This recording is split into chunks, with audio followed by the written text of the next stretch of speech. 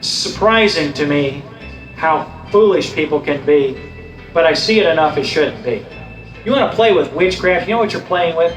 You're playing with bowing yourself to an evil demon who's been cast out of heaven for his rebellion against God, whose desire for you is death and hell. It's no game. You're not playing a game when you play with the occult. Christians ought to know what the signs are of a cult. And I'm not talking about symbols where we go around looking for hidden symbols and everything, but I'm just simply, we ought to know this is a cult. We ought to stay away from it. Anything that imitates the devil is a cult. Now I'm going to get a little nutty here. No, I don't think it's nutty. I think you're nutty. I'm going to get a little offensive here. I'm going to step on toes. And I'll just qualify this by saying this is not a hill I'm going to die on. But I've never liked Star Wars because of the Force. The way that it imitates, the moving of objects using the Force and so forth. Never watched all of Star Wars. But that's what people that are playing in witchcraft do. Is literally and I don't want to get into this because I don't want to give place to the devil. But if you're in a place where you're casting out devils out of somebody, one of the things that happen is objects begin to move around the room and so forth. Demons move objects. And so I've never liked that because I've seen it as satanic.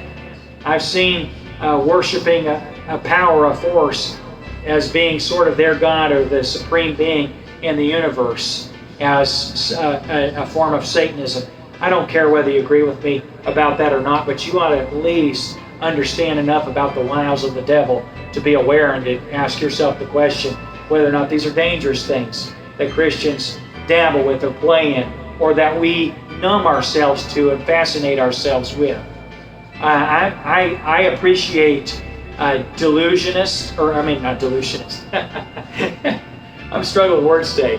I appreciate illusionists that are able to look like they're doing something and there's some pretty neat illusions. I think that's cool. But when they begin to imitate things that Satan does, you better watch out. Many illusionists are playing with magic. And magic, my friend, is not an illusion. Magic is literally witchcraft. And it's satanic. And as a believer, you got to just be really, really careful what you dabble in and what you mess with, because Satan wants to deceive. But we see here his ultimate motive is literally, he is death and hell. The Bible says power is given him over the fourth part of the earth to kill with the sword and with hunger and with death and with the beasts of the earth. Mark my words, any culture that is a satanic culture is going to be less than third world.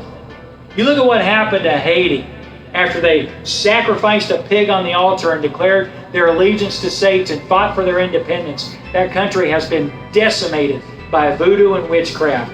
And the only reason Haiti is as good as it is because of a force of believers who live there, who are right. There are some righteous people in Haiti, and I believe God's judgment is withheld. But the Satanism, you talk to Haitian pastors, and they will tell you Satanism destroyed our country. And you can throw all the money you want to, and you can't fix it. Can't fix it. You can send billions of dollars, and it won't fix it. Why? Because of Satanism. You can look at tribes, and you can look at tribal peoples who practice witchcraft.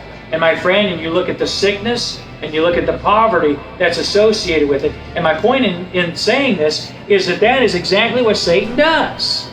He's given jurisdiction over the fourth part of the earth. Does he make them prosperous? Does he make them wealthy? Does he help them out? Does he try to help them to live long? No, he does his best to kill them and send them to hell. And I want to remind us today, my friend, Satan's not your friend, he's your enemy. You may be sighing and saying, what do you got against the devil? What do you got for the devil? What good has the devil ever done? It's amazing how even some believers just don't even want to think about evil and how terrible the evil one is, the wicked one is. He hates you and he wants your immortal soul, wants your mortal soul to be sent to hell for eternity. And he's literally given jurisdiction. God said, okay, I'm not going to protect you from this. It's what you want, this is what you get.